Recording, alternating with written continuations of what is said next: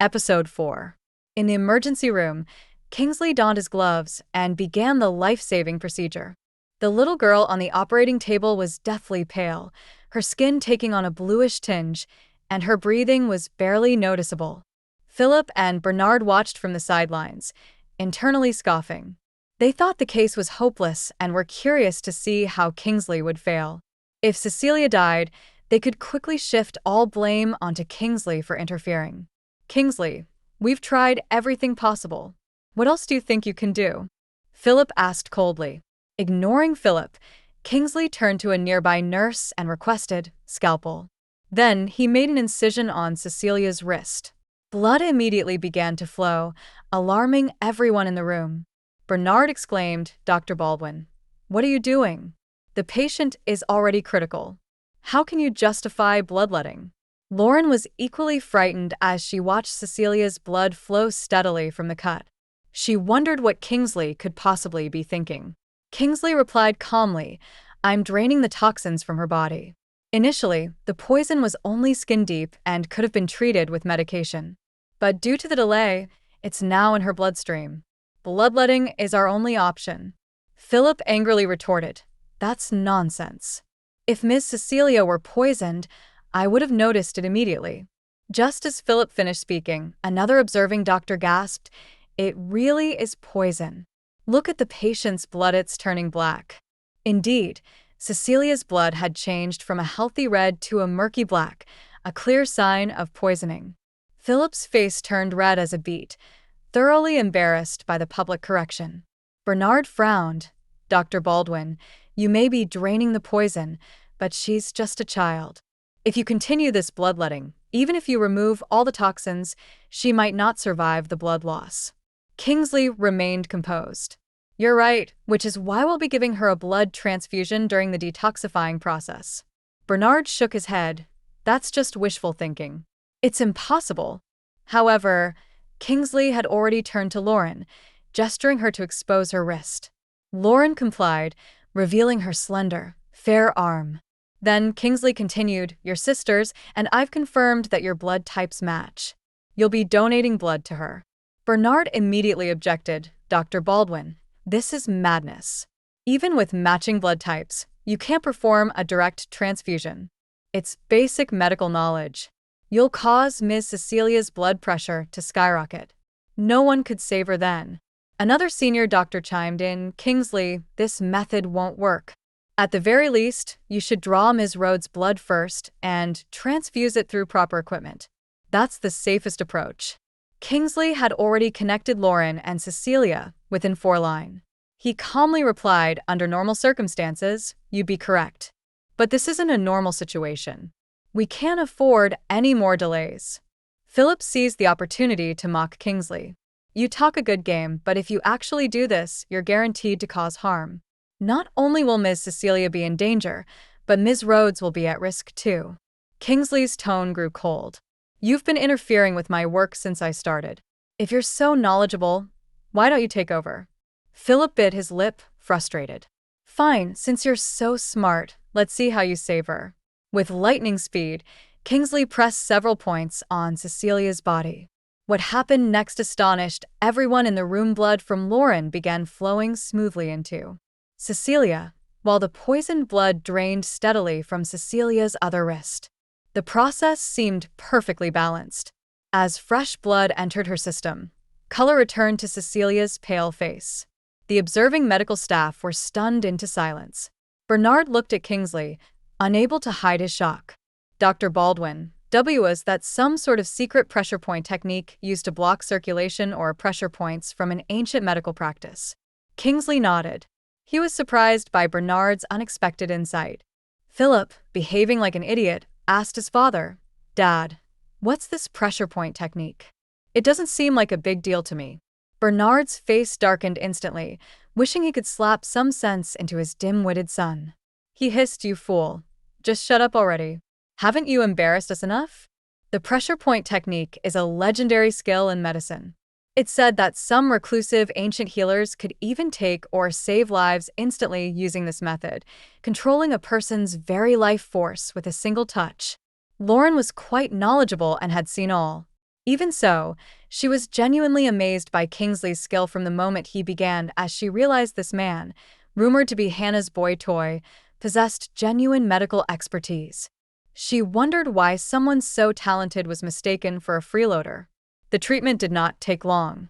10 minutes later, the blood transfusion was complete.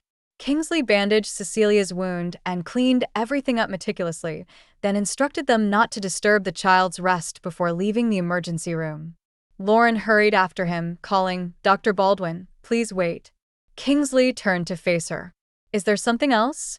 Lauren was looking slightly pale from the blood transfusion, and she said earnestly, "Nothing much. I just wanted to thank the staff at Jarrodale General Hospital properly. If it weren't for you all, Cece might have been in real trouble." She motioned to Eunice, who promptly brought forward the prepared gifts. The nurses and doctors who had assisted Kingsley received their gifts with surprise. They knew it was all thanks to Kingsley that the Rhodes family was being so generous. "Ms. Rhodes, you're too kind. As doctors, we're just doing our job." "There's no need for these gifts," Philip and Bernard chimed in, approaching with self-righteous expressions. Philip, in particular, wore a poorly concealed smug look as if he had been instrumental in saving the patient. Lauren's indifferent response cut through their pretense. "I'm sorry, but I wanted to thank Dr. Baldwin and his team. It doesn't really have anything to do with you two." Ignoring their frozen smiles, Lauren presented Kingsley with a gold card. "Dr. Baldwin, this is a token of appreciation from the Rhodes family, specifically for you. Please accept it." Before Kingsley could respond, Philip rushed over, breathing heavily. His eyes locked on the card as he asked, "Ms. Rhodes, isn't that the exclusive black gold card from Rhodes Corporation? How can you give it to this loser? If you're giving it to anyone, it should be my dad or me. My dad's the deputy chief of this hospital, so if we're talking about credit, it should start with him." Lauren, unable to tolerate such shamelessness any longer, coldly commanded, "Someone get him out of here." Two burly bodyguards immediately stepped forward, grabbing Philip by the hair and roughly dragging him away, ignoring his screams. Seeing this, Bernard did not dare direct his anger at Lauren. Instead, he turned to Kingsley with a dark expression. "Dr. Baldwin, your medical skills may be good, but remember, without the hospital, you're nothing." Kingsley did not accept Lauren's card. He had never been in the habit of receiving gifts from patients, even though this card represented the prestigious Rhodes Corporation and would make countless people at Jarrodale Green with envy. "Miss, is this Dr. Baldwin playing hard to get?" Eunice asked with a frown. She had never seen anyone unmoved by a Rhodes Corporation's black gold card, especially one personally offered by Lauren. Lauren shook her head thoughtfully. "I don't think so. He genuinely doesn't want it. Though, if he were playing hard to get with me, that might not be so bad." She finished with a coy smile, her eyes sparkling with mischief. Eunice was left speechless by Lauren's remark, but she did not take her words seriously. The Rhodes family's heiress was a rare beauty. Few in Jarrodale could catch her eye. Though handsome and skilled, Kingsley was still just a doctor after all. As the end of the shift approached, Kingsley finished his work and left Jarrodale General Hospital. Just as he reached the entrance, a pink Maserati pulled up beside him. The window rolled down, revealing a stunningly beautiful face. "Dr. Baldwin, what a coincidence. We meet again," Lauren said with a smile. Kingsley nodded politely. "Hello, Ms. Rhodes." Lauren's smile widened. "Cece insists on thanking you in person for saving her life. There's a fundraising gala at South City Orphanage tonight. Why don't you join us and keep Cece company?" Kingsley was about to decline, but he got into the car upon hearing it was at South City Orphanage. "In that case, thank you, Ms. Rhodes. I actually needed to visit South City Orphanage myself." Lauren looked surprised. "Dr. Baldwin, are you also a guest tonight?" Kingsley shook his head.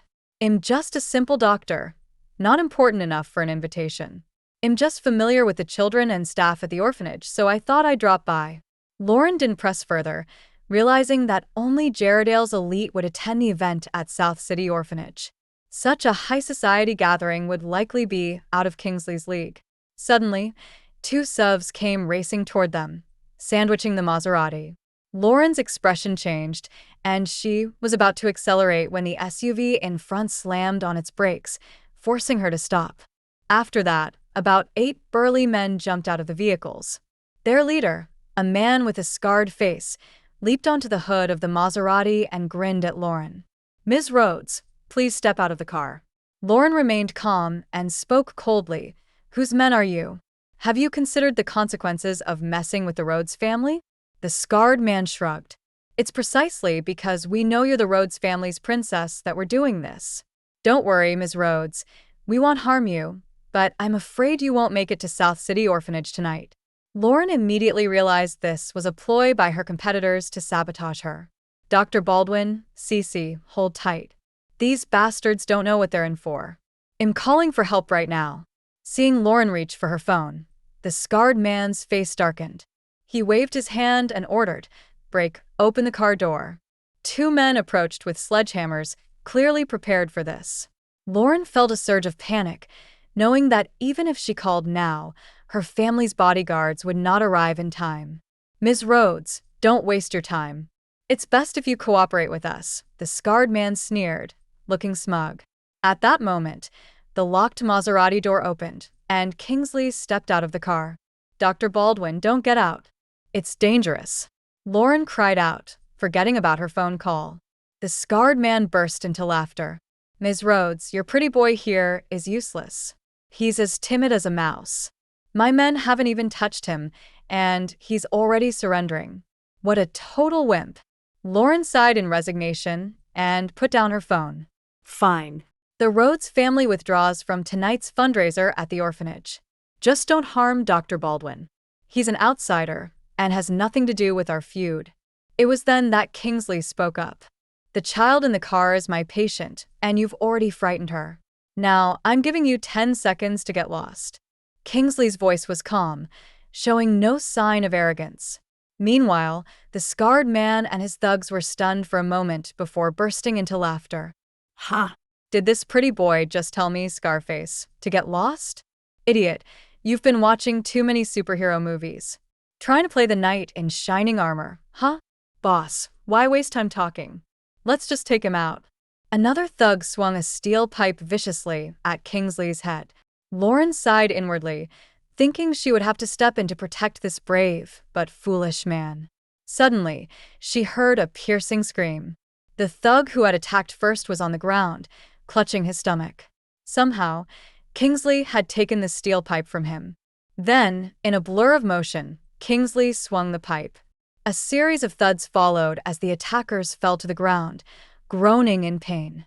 Yet, no one could see how he moved, as he was moving too fast. Scarface roared in anger, leaping at Kingsley with a vicious kick. At the same time, Kingsley tossed aside the now-bent pipe and, without even looking, launched a kick of his own. Full story is available at novelpalace.com. Click the link in the comment section to get it free.